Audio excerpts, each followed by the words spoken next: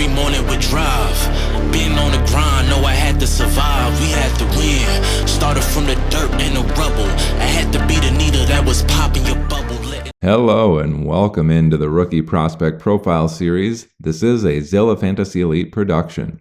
Today we're going to be looking at wide receiver Troy Franklin in the wide receiver machine learning models for rookies. Very interesting prospect here. Was projected to kind of go in the first round. People who were doing their dynasty drafts, pre-NFL draft, were having Troy Franklin going between number 10, number 12 in super flex leagues. We find out he comes to the NFL draft and hey, he is now beyond a third round pick. He's into day 3, into day 4. So will Troy Franklin be a fantasy gem now, or is he going to be a mere afterthought? Our machine learning models may have the answers for you. Don't miss the reveal of their secrets.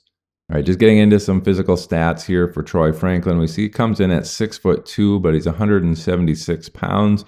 Very, very thin. That's a BMI of 22.6, which is even smaller than Xavier Worthy. The 40-yard dash, 4.41, is very good, but not as good as some people thought he was going to run. He's kind of a speed demon in college. Hand size a little bit below average at 8.75. 3-cone drill, very good, but 20-yard shuttle was kind of poor in terms of being agile there. Vertical jump, 39, was very good. So in general, it seems like a fast, relatively athletic guy here. A little bit on the skinnier side. Breakout age 19.6. We saw him really take off in college with a 30.7 dominator, which is solid. College target share 24.1%. So he seemed like pretty solid guy, and that's why we projected him to go in the first round of our rookie drafts. And then we find out the NFL doesn't like him that much. Combine was a little shaky when he was doing the gauntlet drill. So kind of an interesting one here. He was drafted number 102 overall, so the second pick of the fourth round there. The Denver Broncos actually traded up to get Troy Franklin there. And they come into the league out of Oregon University. Again, he comes in 6'2", 198 pounds, thin guy. So let's see, after all of this talk, what are his year one outcomes? We can see here, not like super great numbers, but considering he was the 17th wide receiver taken, he is ranked number 11 in the class. And then his maximum output is all the way up at 6th best class. 6th best in the class at 14.12, which is maybe why a lot of dynasty and fantasy managers had him as one of the better prospects in this particular class. A lot of people had him as the 4th to the 7th or 8th best wide receiver in the class, and we can kind of see that maximum output maybe mirroring more what the fantasy community thought of him. Anyway, 6.05, roughly in that 6 range. What can we expect for player comps there? So looking at the last 11 draft classes, who was in this particular range? Well, we have Trey Palmer at 5.63 last year. Same with Jonathan Mingo. Wendell Williams and Trent Sherfield and Michael Campanaro all hit 5.8. Nico Collins, 5.97. Deshaun Hamilton, Justin Hunter at 6. A.T. Perry last year as well, 6.06. Olabisi Johnson at 6.1. Chris Godwin, Cody Core both hit 6.2. Geronimo Allison, Corey Davis, 6.3, and Michael Gallup at 6.4. Henry Ruggs just above that, 6.47. So we do see a lot of people who had a poor first season, but really kind of came to break out later on in their career. So Nico Collins hit 17.36 in his year 3 output. We see guys like Chris Godwin in this range. He hit double digits the next 3 seasons after that. Corey Davis hit 11.5 the following season, and then almost 14 points in his year 4. Michael Gallup hit 15 points in year 2 and hit double digits in the couple of years after that. Henry Ruggs went to 12 fantasy points per game in the second year. So he's right in this range where we see people with a kind of a poor first year, but gradually increase to become decent fantasy assets hitting double digits. So are we going to see something similar to him here? We'll see that. Let's just take a peek at that max first. It is one of the better ones in the class at 14.12. That's just above Kelvin Benjamin, who was the 11th best ever in the last 11 draft classes. He was at 14.1. Brandon Cooks, 13.9. Juju Smith-Schuster, Terry McLaurin at 13.7. CeeDee Lamb, 13.61. A.J. Brown, 13.6. And a little bit above that, Keenan Allen, 14.6. Tank Dell hit 15 flat. Jalen Waddle, 15.36. Brandon Ayuk, 15.38. And he was the 7th best ever in the last 11 draft classes in the rookie season. So that's the type of ceiling you're looking at from Troy Franklin in Denver. He's got Marvin Mims there that they drafted last year from this regime. They traded away Jerry Jeudy. Cortland Sutton's still there, but he's probably on the decline in his career. Troy Franklin, maybe get a little bit of target competition there between Marvin Mims and Sutton in year 1. The machine learning models don't know this, but what do they see for year 2? Is he going to improve? Is he going to have this huge jump up?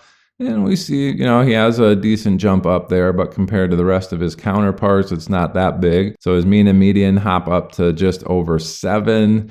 And we see that ranked at 16 and 15 respectively. The maximum output at 13.12 is actually the 15th best. And it is fairly confident in these results for Troy Franklin at 26.7% CV, well within the acceptable range. And we're working, that's for any data set, and we're working with some highly variable stuff here. So pretty solid outcome here in terms of what confidence level it has. So who hit that 7 range in year 2? We have a good bit of people in between about 6.7 and 7.4 here. We see Jamison Williams last year, 6.69. Taywan Taylor, 6.7. Christian Wilkerson and Nick Westbrook-Akine, 6.73. Deontay Burnett, Albert Wilson both hit 6.8. Quez Watkins and Brian Edwards, if you remember that guy, 6.82. Khalil Shakir, 7.07. Russell Gage and Traquan Smith, 7.1. Kendrick Bourne, 7.2. Rico Gafford, Corey Coleman, both hit 7.3. Jahan Dotson, 7.34. Paris Campbell, 7.35. And Corey Brown at 7.4. So that's roughly the range of outcomes it's expecting. Again, we see another guy here, Russell Gage. The next 2 seasons, he's sitting at 11 and 11. We see a pretty good jump up there in terms of his end of, next couple of outcomes hitting double digits. Are we going to see something similar? We'll see. Let's look at that maximum output first at 13.12. That's right in the range of Sterling Shepard, top 40 of all time. Top 40 of the last 11 draft classes. He was at 13.1. Just below that, Darnell Mooney, 12.92. Christian Kirk, Cam Meredith at 12.8. Garrett Wilson last year at 12.54. A little bit above that, quite a bit of a jump. Tyrell Williams, 13.6.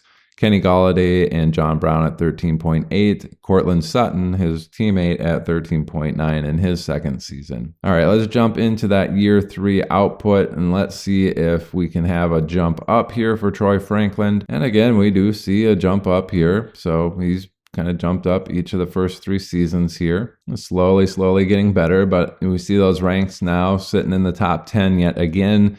Minimum rank especially, so more of a condensed profile here in year 3 where it's more of the high floor, lower ceiling outcome, 7th ranked minimum and the 12th ranked maximum here. Mean and median sitting at 10th and 9th respectively. And again, we're pushing 8 fantasy points per game here at 7.8 and 7.78 for the median and mean, and then maximum at 15.87. So let's go look at that, 7.5 to 8.5 range in year 3. What kind of receivers we're hitting that? It's not a huge list, but we do see some familiar faces in terms of people that we've been talking about. Tyler Lockett at 7.4. Same with John Brown. So we've seen him, I believe, on one of these other ones. Bryce Butler, 7.6. Corey Davis, 7.7. Elijah Moore, 7.77. And again, we saw Corey Davis earlier. Adam Humphries, 8. Devin Duvernay and Mecole Hardman both at 8.29. Robert Woods, 8.4. Darnell Mooney, 8.46. And Marquez Valdez-Scantling at 8.58. Going to round out that list in that particular range. Again, we do see some guys with some double-digit outputs in there. Mecole Hardman, Elijah Moore actually in his rookie season, but Corey Davis was, mentioned earlier, and Tyler Lockett eventually starts outputting some solid numbers in year 4. Getting into that maximum output at 15.87.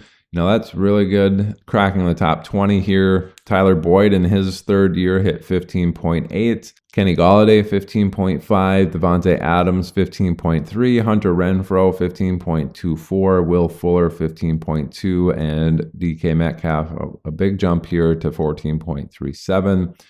Fairly solid jump above Tyler Boyd at 15.8 to Brandon Cooks, who hit 16.4. Jamar Chase, 16.42 last year. Cooper Kupp, 16.9. Deontay Johnson, 17.17. All those guys in their third year.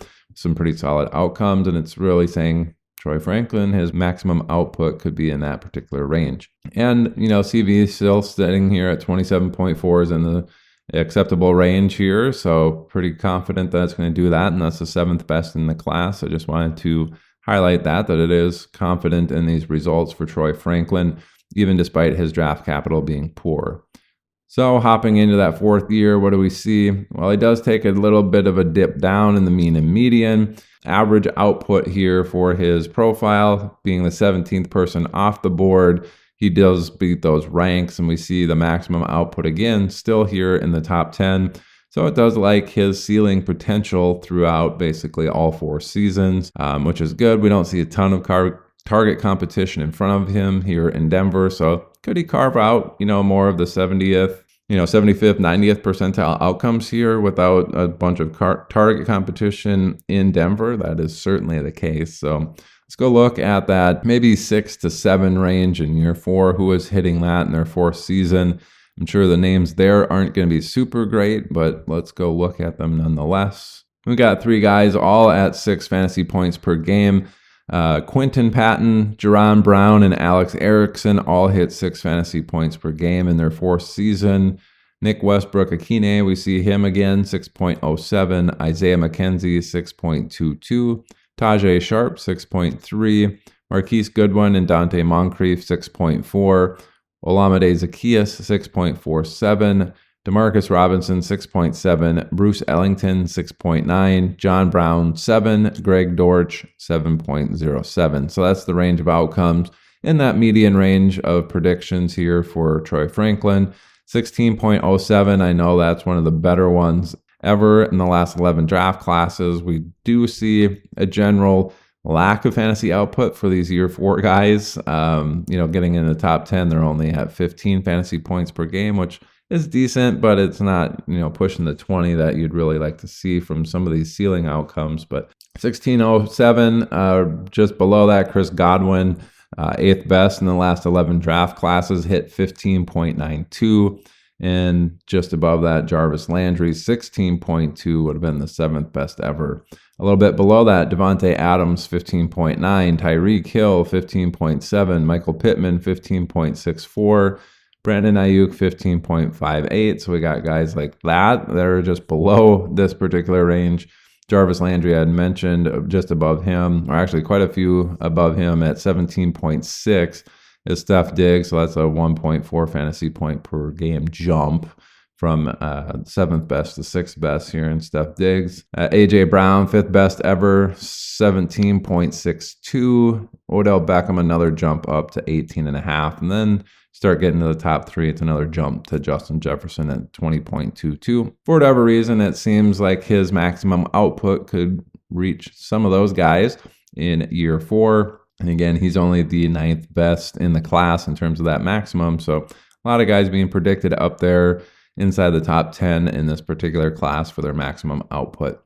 All right, hopefully you learned a little bit about Troy Franklin and what his career might look like in the first 4 seasons. That's what we're trying to do here. So that's going to do it today for his rookie prospect profile on Troy Franklin. This is presented by Zilla Fantasy Elite. Thanks for tuning in. Bye.